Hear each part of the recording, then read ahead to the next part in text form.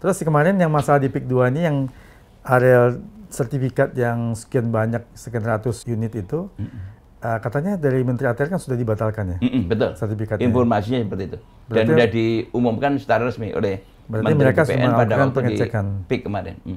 Betul. Jadi artinya kan tentunya harapan kita kan supaya juga investor itu punya kepastian hukum. Karena Ya. gini, kalau investor yang sudah menginvestasi dengan biaya besar kan tentunya mereka berharap semakin maju. Dan Ya. juga dengan kejadian ini jangan sampai proyeknya nanti jadi malah mundur atau terhambat. Iya, jadi kami juga berpendapat sama. Memang salah satu keprihatinan kita ini kan Indonesia kan terkenal bahwa investasi kenapa sulit masuk kan tidak adanya kepastian hukum. Oleh karena itu dengan adanya peristiwa ini harus menjadi pembelajaran bersama Ya. bahwa ke depan itu seorang mau investasi pertama harus tunduk dengan regulasi dan kemudian dari pihak pemerintah juga jangan main-main. Ya, karena ini untuk menjaga stabilitas daripada ekonomi kita. Dan ketiga juga, apalagi ini kan target Pak Prabowo kan 8% pertumbuhan.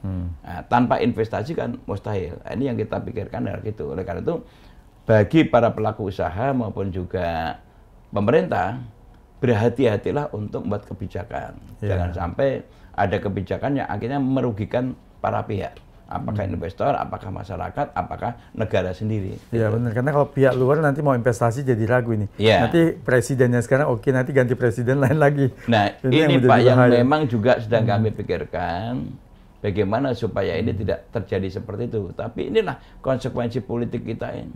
Dan ini yang sedang kami rumuskan. Kebetulan saya juga menjadi wakil ketua fraksi MPR di MPR. Kami juga sedang melakukan kajian-kajian sih untuk masalah itu. Bagaimana stabilitas ekonomi dan sistem politik ke depan itu supaya bisa stabil seperti zaman Orde Baru dulu sampai 32 tahun gitu kan. Itu kan agak bagus, bisa sustain gitu kan. Stabil, Pembangunannya rapi gitu.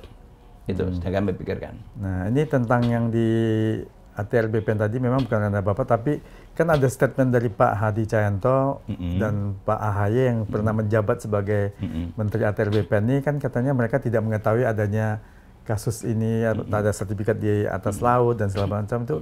Kemarin menurut Bapak, apa tanggapan Bapak waktu mereka adakan rapat-rapat itu? Ya sebetulnya kan itu mudah ya.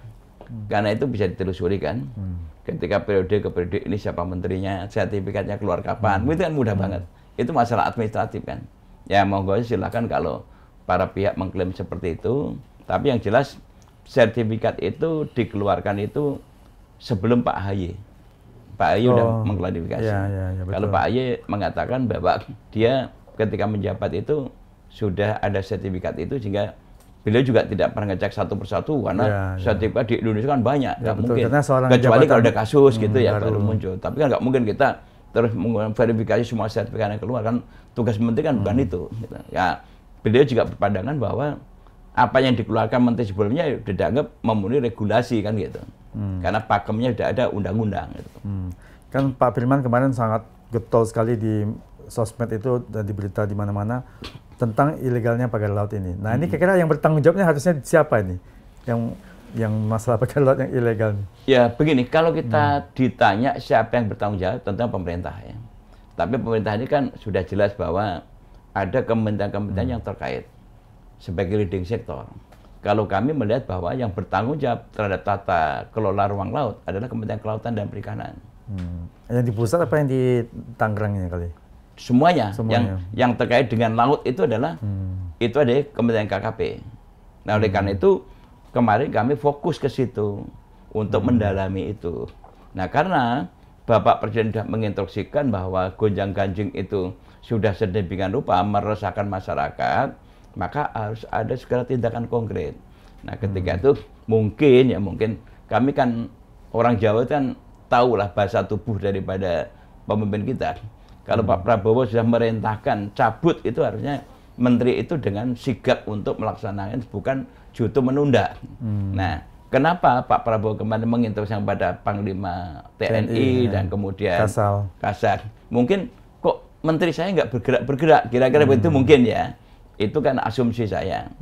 Terus kemudian perintahkan, karena di publik kan terus setiap hari muncul. Tapi dengan adanya kemarin ini kan udah mulai reda ini. Nah, oleh karena itu ini yang sebetulnya kita minta kepada kementerian terkait itu harus tanggap terhadap semua problem yang ada di masyarakat, apalagi Presiden sudah menginstruksikan itu segera dilakukan tindakan. Kalau memang itu ada kewenangan-kewenangan yang tidak menjadi kewenangan kementerian, tapi dia sebagai leading sector bisa mengkoordinasikan itu.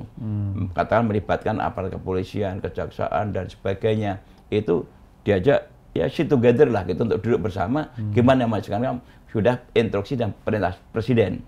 Harusnya seperti itu, rapat koordinasi. Nah ini kok enggak gitu loh. Bahkan Dirjen PSDKP, Saudara Ipung, itu sudah ke sana menyegel, atau kemudian sudah mengambil gambar, sudah pasang spanduk, ya, segel. Terus kemudian malah memberikan waktu 20 hari. Nah ini kan gonjang-ganjing 20 hari, ini jangan 20 hari Pak. Ketika peristiwa 97 itu berapa hari, cuma tak-papak. Ya. Ini kita antisipasi itu. Jangan sampai ada gejolak dari masyarakat. Jangan sampai gejolak masyarakat yang menimbulkan kerugian yang lebih tinggi, baik bagi pemerintah maupun yang invest.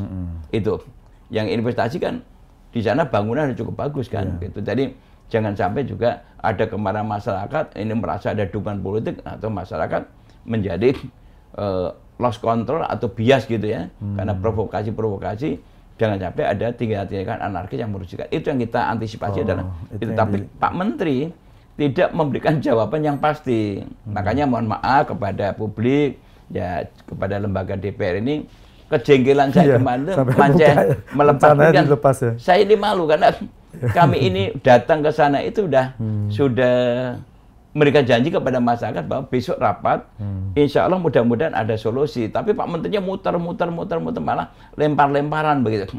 Jadi saya bilang, Pak, ini bagaimana kita sebagai wakil rakyat ini? Karena kami kanan kiri telinga kita setiap hari itu dari WA, dari telepon, dari semualah itu menyampaikan. Mereka banyak berharap bahwa DPR itu sebagai wakil mereka itu bisa memberikan solusi. Nah ternyata kok hari ini tidak ada solusi, jangan sampai hari ini merupakan anti klimaks gitu loh. Nah, kami kemarin Bu Titik juga sudah menyampaikan, minta bahwa beri waktu dong, kapan actionnya ini, dan kapan kira-kira penyelesaiannya, kan begitu. Kan harusnya kan ada jawaban, Bu, kami akan besok melakukan koordinasi dengan Kapolri, kalau dengan jaksaan atau koordinasi dengan pemerintah daerah, dan berikutnya kami akan lakukan langkah-langkah ini, upaya-upaya ini, penyidikan dan sebagainya. Ya, maksud Bapak tadi beri kepastian waktu ya? Kepastian waktu supaya kita bisa announce kepada publik bahwa ini loh DPR sudah melakukan dan sudah rapat tuh hasilnya seperti ini. Tapi kalau tidak ada kepastian hukum, tidak ada kepastian daripada langkah-langkah daripada pemerintah, kan DPR ini dianggap kayak lembaga stempel, itu ya kami nggak mau. Gitu. Tapi memang awalnya begitu Pak Prabowo perintahkan untuk bongkar pagar laut itu kan KKP masih belum ada action, tapi kan dari TNI Angkatan Laut langsung udah bongkar 2,5 kilometer hari pertama itu. Betul. Nah terus waktu itu kalau nggak salah ada statement dari Pak Menteri KKP bahwasannya ini tidak boleh menghilangkan barang bukti. Nah ini kira-kira gimana ini? Setelah dibongkar lagi ini gimana? Iya, karena barang bukti sebetulnya Pak, kan bisa saksi, bisa alat-alat yang dipasang di sana, kan bambu itu kan udah dikumpulkan semua. Dokumentasi ada foto, bahkan ada aparat secara resmi dari Dirjen PSDKP yang sudah ke sana menyegel. Kan lebih daripada cukup. Dan sudah ada pihak-pihak yang mengaku, mengklaim bahwa dia yang melakukan. Ini kan bisa dipanggil semua untuk dilakukan verifikasi dan kemudian dilakukan investigasi. Kan simpel seperti itu sebetulnya. Nah, ini yang menimbulkan kemarahan teman-teman daripada Komisi 4 itu, kan sudah cukup gitu. Kenapa masih seolah-olah kok masih mencari celah ini? Kemarin malah pada waktu rapat itu kan dilempar ke Pak Sekjen. Pak Sekjen menyampaikan tidak punya kekuatan atau tidak punya kewenangan. Nah kalau nggak pernah kan dia sebagai leading sector kan bisa melibatkan pihak lain yang memang punya kewenangan. Karena saya katakan ini pemerintah kan satu, Republik Indonesia, bukan pemerintah yang pisah-pisah. Ini kan satu kesatuan. Ayo selesaikan bareng. Saya bilang, kami DPR akan bersama-sama pemerintah untuk menyelesaikan problem masyarakat ini. Dengan tujuan adalah investasi jalan, tapi harus mengikuti regulasi yang benar, tetapi masyarakat juga jangan dirugikan. Itu prinsip dasarnya. Keadilan harus muncul di situ. Dengan pembangunan itu, masyarakat itu bisa nyaman dan kemudian juga minimal bisa ikut terlibat atau partisipasi dalam pembangunan itu, dan dengan adanya pembangunan di sana yang modern itu, masyarakat bisa meningkatkan kesejahteraannya. Tapi ketika nelayannya sendiri udah protes seperti itu karena merasa bahwa tidak dilibatkan, hak mereka juga mungkin agak diabaikan dengan cara-cara yang seperti informasi yang kami dapat bahwa pembebasan juga dengan semaunya sendiri gitu kan. Itu yang kami tuntut sebetulnya. Yang kami ingin selesaikan.